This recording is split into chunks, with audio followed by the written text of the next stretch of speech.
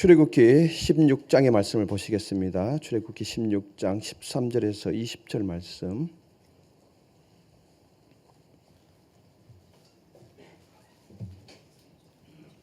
교독하시겠습니다.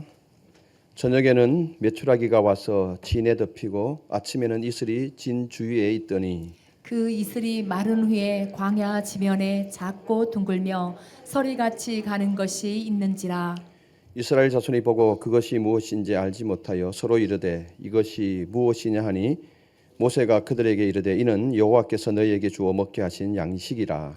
여호와께서 이같이 명령하시기를 너희 각 사람은 먹을 만큼만 이것을 거둘지니 곧 너희 사람 수요대로 한 사람의 한 오멜씩 거두되 각 사람이 그의 장막에 있는 자들을 위하여 거둘지니라 하셨느니라.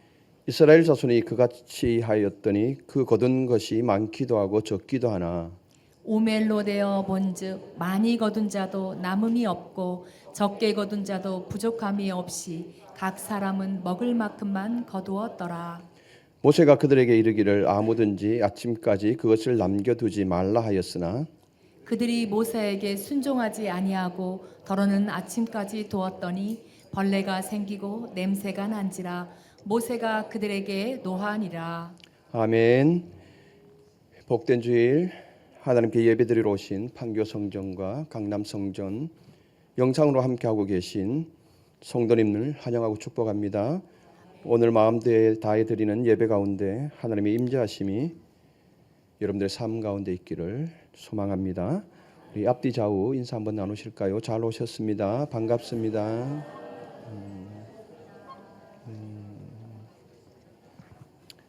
정말 잘 오셨습니다. 지난주에 말씀을 잠깐 요약하면 강야로 나온 이스라엘 백성들을 홍해를 하나님의 은혜 가운데 건너고 그 영광스러운 하나님의 일하심을 찬양하고 난 다음에 이스라엘 백성들은 강야로 나옵니다. 강야로 나와서 사흘길을 걸어가게 되는데 사흘길 끝에 그들에게 만난 것은 물이 없음이었습니다.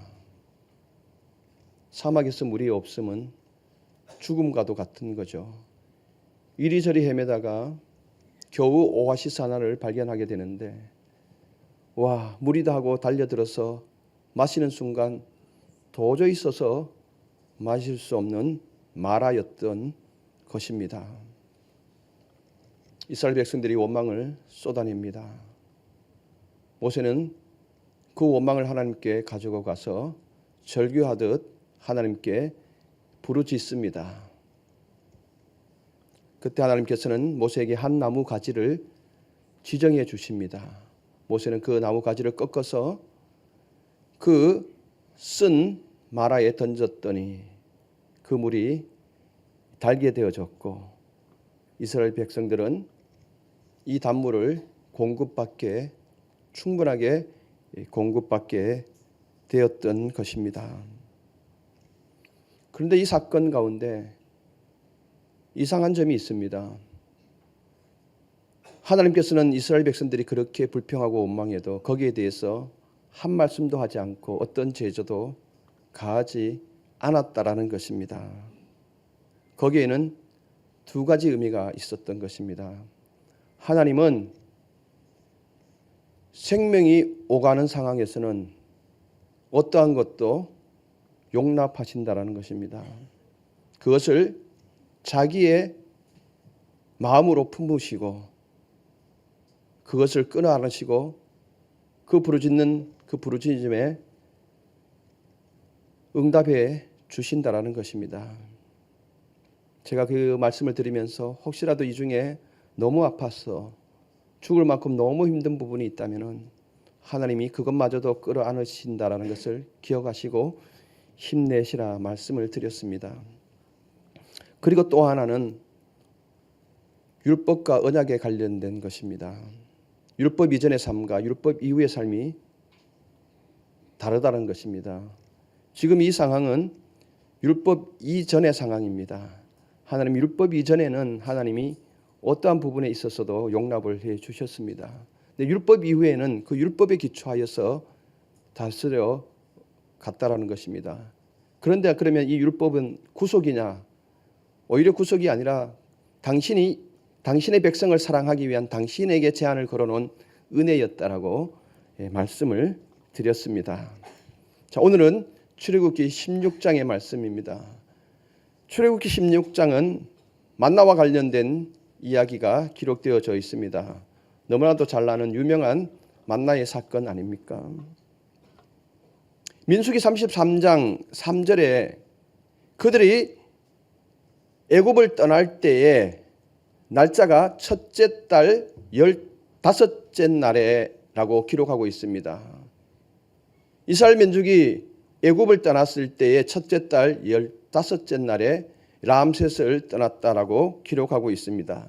근데 오늘 우리는 읽지는 않았지만은 16장 1절에 가서 보니까 이스라엘 온 회중이 엘림에서 떠나서 엘림과 시내산 사이에 있는 신광야에 이른 때가 애굽에서 나온 후 둘째 달 15일이라고 기록하고 있습니다.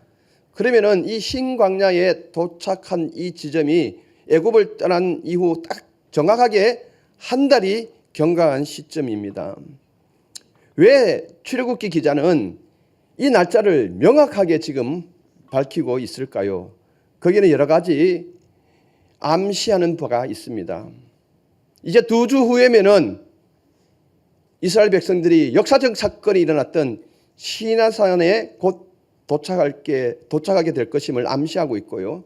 또 하나는 한 달이 지난 시점이다 보니까 그들이 가져온 식량이 분명 떨어졌음을 암시하고 있습니다. 아마 그들이 출애굽을 나왔을 때에 그들이 먹을 음식을 바리바리 싸들고 나오지 않았겠습니까? 그런데 기간이 한 달이다 보니까 그 음식은 이미 동인한 상태입니다. 아닌 게 아니라 신강량에 이르렀을 때 그들은 허기진 배를 움켜잡고 이제는 더 이상 먹을 것이 없다고 하나님께 원망을 쏟아내고 있었던 것입니다. 바로 앞전에는 마실 물이 없어서 물이 있기는 한데 물이 너무 없어서 우리가 죽게 되었다. 이 강야에서 원망을 쏟아냈는데 지금은 허기진 배를 부여잡고 배고프다고 배고픈데 먹을 것이 없다고 굶어 죽게 되었다라고 지금 원망을 합니다. 얼마나 배가 고팠으면은 이 배고픔의 두려움을 매우 과장하여서 설명하고 있습니다. 3절에 보니까 그렇게 설명을 하고 있습니다. 3절 우리가 한번 같이 읽어 보실게요. 이스라엘 자손이 그들에게 이르되 우리가 애굽 땅에서 고기 가마 곁에 앉아 있던 때와 떡을 배불리 먹던 때에 여호와의 손에 죽었더라면 좋았을 것을 너희가 이 광야로 우리를 인도해 내어 이 온 회중이 줄여 죽게 하는도다. 아멘. 이들의 말대로라면 여기에서 애굽의 바로는 고기와 떡을 무한정 공급해 주는 사람, 즉 자신들의 생명을 구하는 멋진 사람으로 부각되고 있습니다. 반면에 모세는 생명을 취하는 그리고 자신을 죽게 하는 악한 사람으로 묘사하고 있습니다. 엄청난 가장이 지금 들어가고 있는 거죠. 이스라엘 백성들은 아직도 노예 근성에서 벗어나지 못하고 있습니다. 하루 3끼의 밥 그리고 누울 자리가 있다면 자신들의 삶을 다른 누군가가 결정해도 괜찮다라는 것입니다. 다시 애굽의 노예가 되어도 좋다라고 지금 가장하고 있습니다. 꼬박꼬박 먹을 3끼의 양식이 있고 누울 자리가 있다면 다시 애굽으로 돌아가 그 노예가 된다 해도 괜찮다라고 지금 이야기를 하고 있습니다.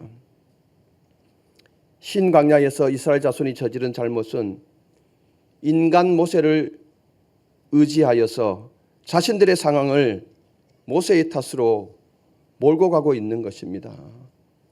분명 그들은 모세 뒤에 역사하셨던 하나님의 그 큰 일하심을, 그 능력을 뚜렷이 경험했음에도 불구하고 아직도 그들의 삶의 모습을 보면은 순간순간 어려움이 올 때에 그들을 이끌어가고 있는 인간 모세에만 의지하는 그런 상황을 보게 됩니다. 하나님께서는 이 상황을 분명히 보고 계셨고 구원받은 지 얼마 안 된 이 노예들이 저지른 가실에 대해서 참고 인내하심으로 그들의 필요를 채워주겠다라고 말씀하십니다. 얼마나 좋으신 하나님이십니까? 사람들이 저지른 이러한 일들을 그냥 그때그때마다 간섭하신다면 오늘 우리가 여기 어떻게 살아남아 있을 수 있겠습니까? 하나님은 그들의 불평을 다시 한번 끌어안아 주십니다. 4절에 보니까 내가 너희를 위하여 하늘에서 양식을 비같이 내리겠다라고 약속하고 계십니다. 여기서 양식을 비같이라는 이 비같다라는 이 표현은 한 달 전에 이스라엘 민족들이 출애굽하기 전에 10가지 재앙 가운데 우박 재앙을 경험하지 않습니까? 이 우박이 내릴 때에 비같이 내렸다라고 그렇게 기록하고 있습니다. 그런데 그 우박은 애굽 땅에만 내렸고 이스라엘이 살고 있던 고센 지역에는 구별하여서 내리지 않았습니다. 근데 이 우박이 비같이 내릴 때 그때의 쏟아 부음보다도 더하게라는 의미를 담고 있습니다. 그때 너희들이 애굽 땅 전역에 우박이 비같이 쏟아 내리는 걸 보지 않았느냐. 근데 지금 바로 내가 너희를 위해서 이 양식을 그것보다도 더하게 비같이 쏟아 부어 주겠다라고 약속을 하고 계십니다. 한 달 전 애굽에 비같이 내린 우박은 파괴적이며 생명을 훼손하는 비였지만은 지금 하나님께서 약속하신 이 비는 거룩한 비고 은혜롭고 생명을 주시는 비로 묘사되고 있습니다. 이처럼 하나님은 당신의 백성에게 필요를 충족시킴에 있어서 구두쇠가 아니라는 것입니다. 스크루지 영감처럼 구두쇠가 아니라 아끼지 아니하시는 분임을 묘사하고 있습니다. 충분하게 내려주겠다. 너희들이 충분하게 먹을 수 있을 만큼 그렇게 내려주겠다라고 약속하고 계십니다. 백성이 원망하니까 마지못해서 인색함으로 주시는 분이 아니라 그럼에도 불구하고 충분히 공급해 주시는 분이 하나님이심을 나타내고 있습니다. 여호와 하나님께서는 이스라엘 백성들의 이 원망마저도 이 자손들이 자신을 신뢰하며 살아갈 것과 자신의 지침을 따르도록 교육할 기회로 사용하고 계십니다. 광야에서 만나와 메추라기를 통하여서 이스라엘 자손이 광야에서 자신들에 대해 책임을 지는 자가 과연 누구인지를 분명하게 선언하고 있는 것입니다. 여러분, 오늘 우리의 인생을 이끌어 가시는 분이 누구이십니까? 우리를 책임지고 가시는 분이 누구이십니까? 우리의 삶을 책임져 주시는 분이 우리는 누구이신가를 명확히 고백할 수 있어야 합니다. 오직 하나님이십니다. 내가 오늘 한 해 내 삶을 계획한다. 계산기를 두드려서 그 인생의 모든 일정들을 계획한다 할지라도 그 걸음을 이끌어 가시는 분은 여호와 하나님이시라고 잠언 16장 9절에 분명하게 밝히고 있습니다. 하나님은 이 광야 만나를 통하여서 이 광야 생활에서 너희들을 책임지는 분이 바로 나 여호와이심을 분명하게 가르쳐 주고 있습니다. 오늘 우리의 삶 또한 이 하나님을 매일 고백할 수 있어야 합니다. 이제 13절부터는 오늘 우리가 읽은 본문의 말씀입니다. 하나님께서 공급해 주시기로 말씀하신 양식을 실행하고 계십니다. 13절 말씀 한번 읽어보실게요. 다 같이요. 저녁에는 메추라기가 와서 진에 덮이고 아침에는 이슬이 진 주위에 있더니. 아멘. 여호와께서 모세와 아론에게 약속한 바로 그날에 저녁 때에 메추라기를 도착시킵니다. 그리고 그 다음날 아침에 하늘에서 만나가 떨어진 것입니다. 메추라기의 공급, 또 이 만나의 공급에 대하여서 많은 사람들은 자연현상으로 해석합니다. 이를테면 이런 식이죠. 메추라기가 그들 진에 떨어지게 된 것은 이 메추라기들이 아프리카에서 겨울을 지내고 이제 시기가 되어서 때를 지어 북쪽으로 이동하다가 먼 거리를 날아오다 보니까 지쳐서 기운이 빠졌어 마침 떨어지게 되는 그 지역이 이스라엘이 광야 생활하는 그 지역이었다라고 그렇게 해석을 하기도 합니다. 그리고 또 만나에 대해서는 건조한 사막 지방이나 스텝 기후 지역에서 서식하는 이 곤충들이 있는데 그 곤충들이 수십만 마리의 이 곤충들이 배설을 하게 되면은 그 배설물을 보면은 액체 같은 꿀방울의 모습이 동글동글하게 맺힌다고 그럽니다. 근데 이것이 아침 기온이 찬데 딱 가면 이게 굳어지게 된다는 것이죠. 이게 만나라는 겁니다. 물론 이렇게 해석할 수도 있습니다. 자연현상과 깊이 연관되어져서 해석할 수도 있지만은 이것은 분명 한계가 있습니다. 장정만 60만 명, 도합해서 약 우리는 200만 명으로 추산을 합니다. 약. 그리고 이 200만의 인구가 광야 40년 동안 매일매일 이것을 공급받는다면 이것은 이 해석에서는 다소 무리가 따르는 것입니다. 그래서 출애굽기 16장에서나 민수기 11장에서나 시편 78편에서는 이러한 공급의 역사가 전적으로 자연현상이 아니라 비자연적인 현상이었음을 분명히 고백하고 있습니다. 하나님께서 당신의 백성들의 필요를 채워주심으로 인하여서 하나님의 존재를 그들 삶 가운데 입증시키는 기적적인 사건이었음을 분명하게 고백하고 있는 것입니다. 우리 또한 이렇게 고백해야 합니다.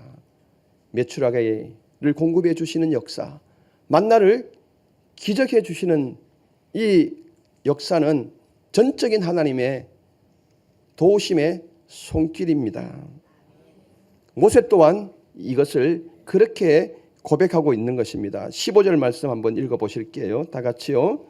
이스라엘 자손이 보고 그것이 무엇인지 알지 못하여 서로 이르되 이것이 무엇이냐 하니 모세가 그들에게 이르되 이는 여호와께서 너희에게 주어 먹게 하신 양식이라. 아멘.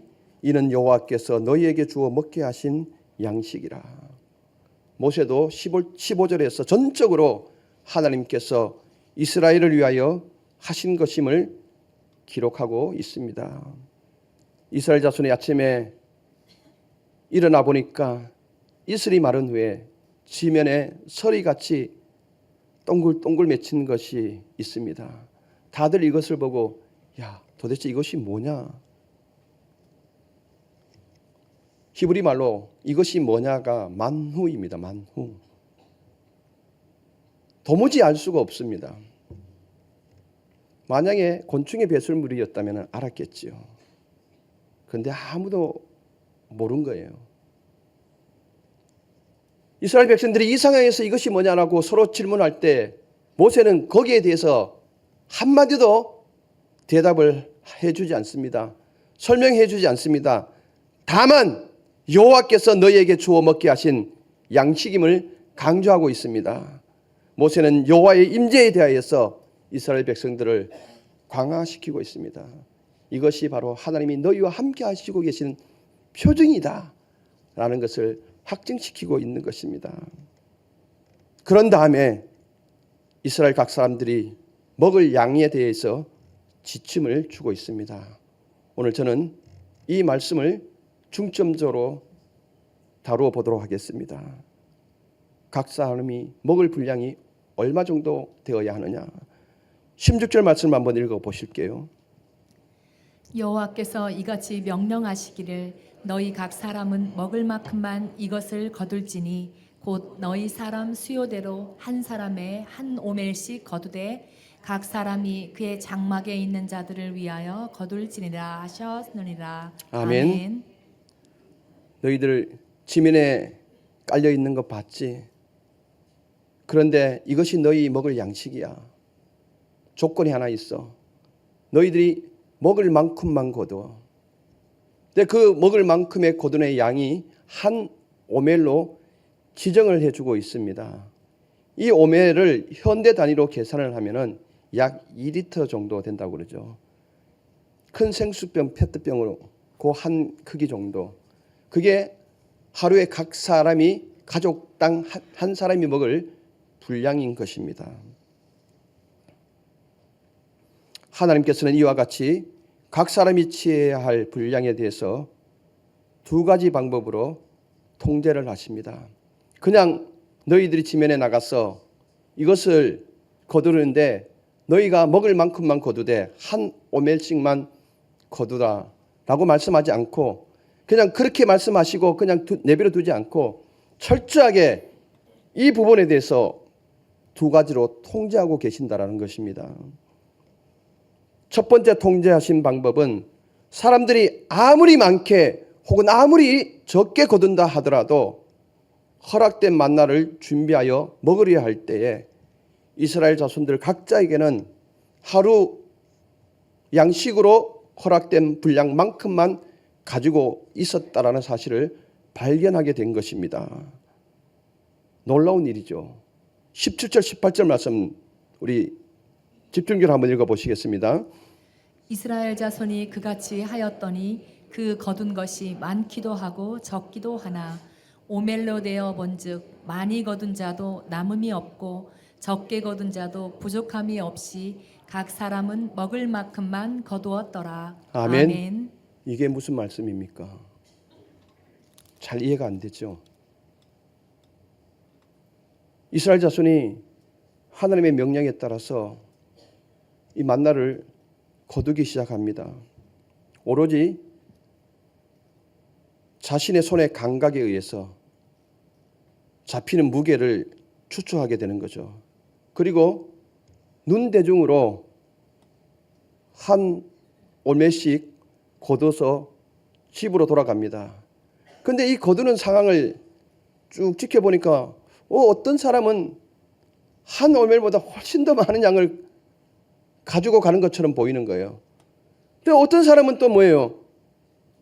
그 한 오멜보다도 그 못한 분량을 가지고 가는 것처럼 느껴지는 거예요. 그런데 집에 돌아와서 장막에 와서 그 분량을 재어보니까 다 각자가 한 오멜씩이었다는 것입니다. 이게 기적이에요. 지면에 만나가 내린 것이 기적이 아니라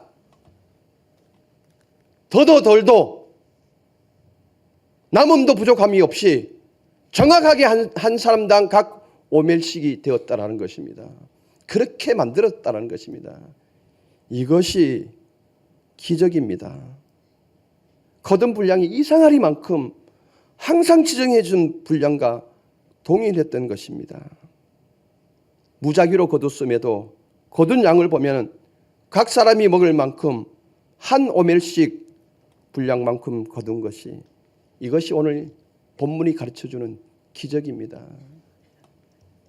남음도 부족함도 없는 이 상태가 된 것이죠.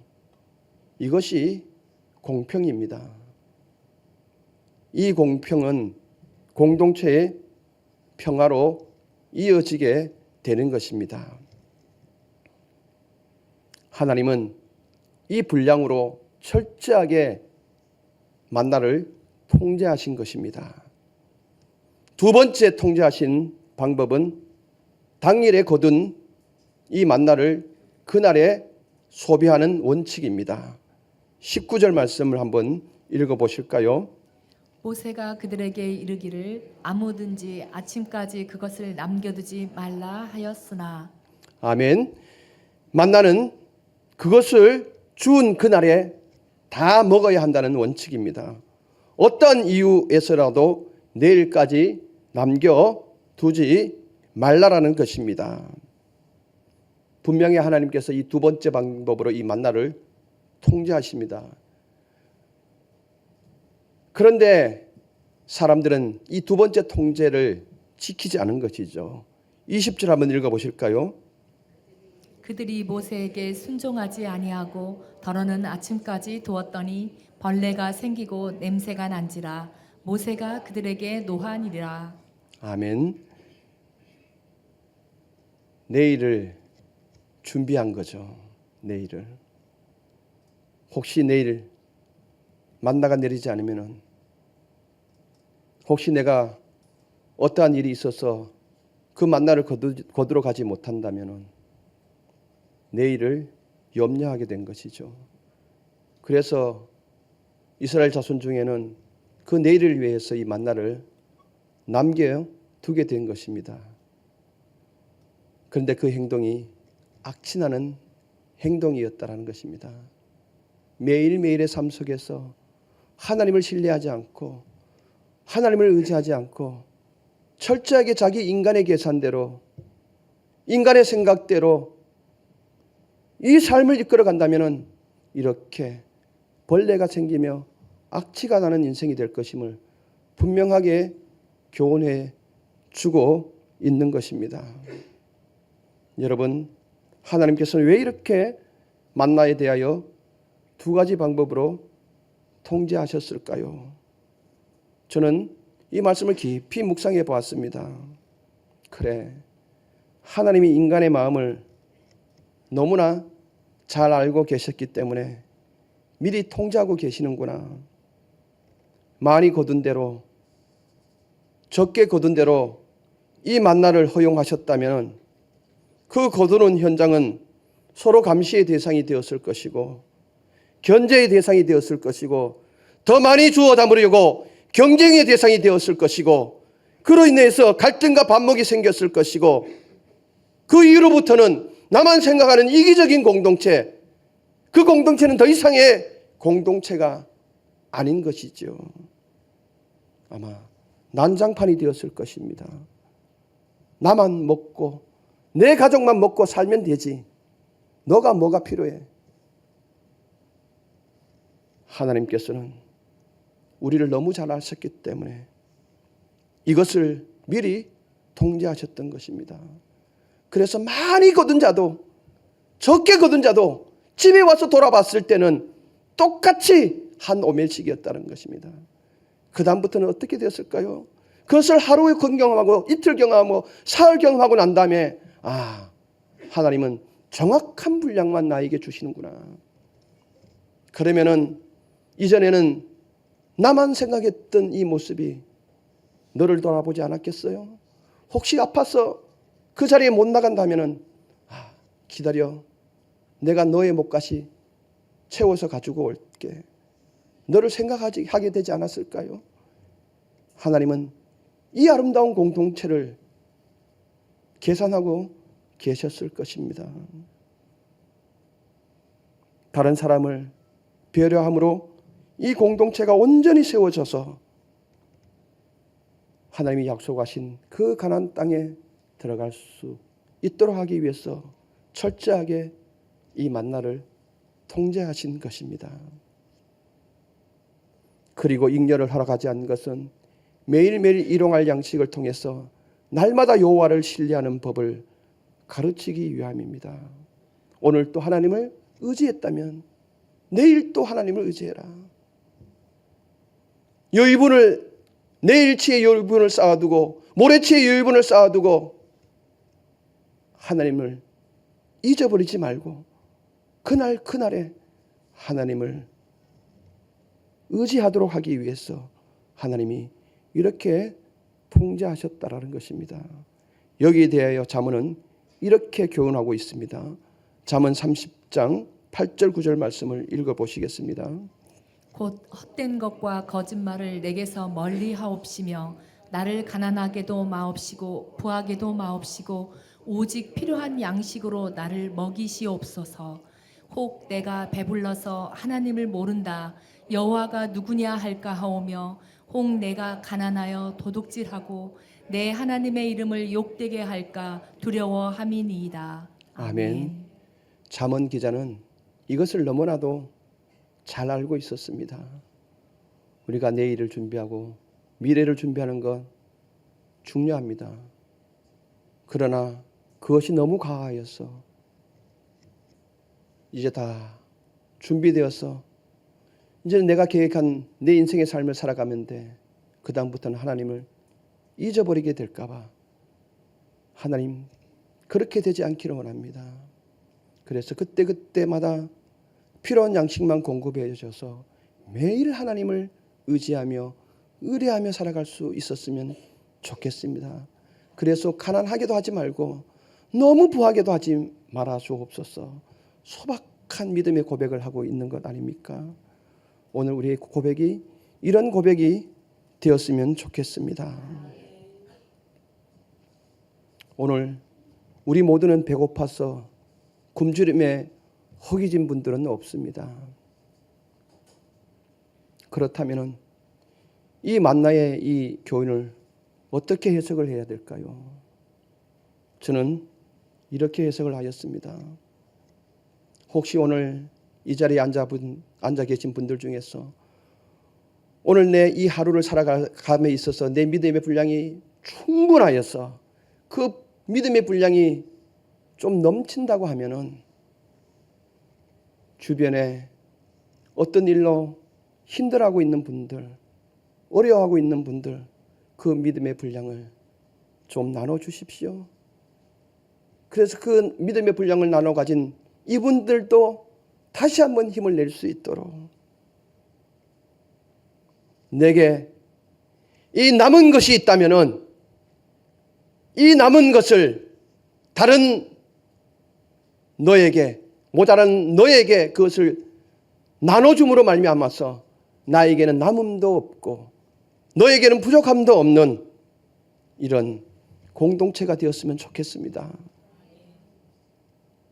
그래서 나만 천국을 향해 가는 이런 공동체가 아니라 우리 모두가 함께 천국을 향해 다 올라갈 수 있는 그런 신실한 믿음의 공동체가 되었으면 좋겠습니다.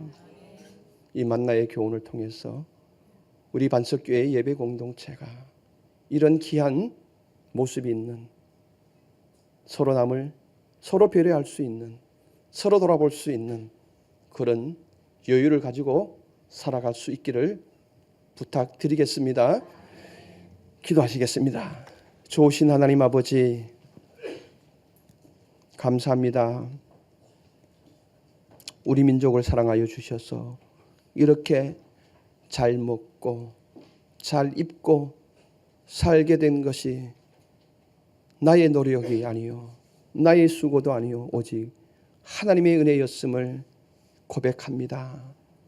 하나님 오늘 이 만나의 교훈을 통하여서 이 만나를 철저하게 통제하시는 이 하나님의 방법을 우리가 다시 한번 기억하게 하여 주시고 이 뜻을 우리가 깊이 생각하여서 우리의 삶 속에서 나뿐만 아니다 너도 돌아볼 수 있는 그런 믿음의 여유를 가지게 하여 주시옵소서. 오늘 하루 살아갈 수 있는 충분한 믿음의 분량이 있다면은 또 어느 누군가는 너무 힘이 들어서 그 믿음이 필요할 때 나의 믿음의 분량을 서로 나눠 줌으로 말미암아서 그들도 함께 부족함도 없고 나에게도 남음도 없는 그런 천국을 향해 아름답게 갈 수 있는 귀한 공동체가 되게 하여 주시옵소서. 이 아름다운 공동체가 반석교회 예배 공동체임을 우리가 자랑하게 하여 주시옵소서. 예수 그리스도 이름으로 기도드리옵나이다. 아멘.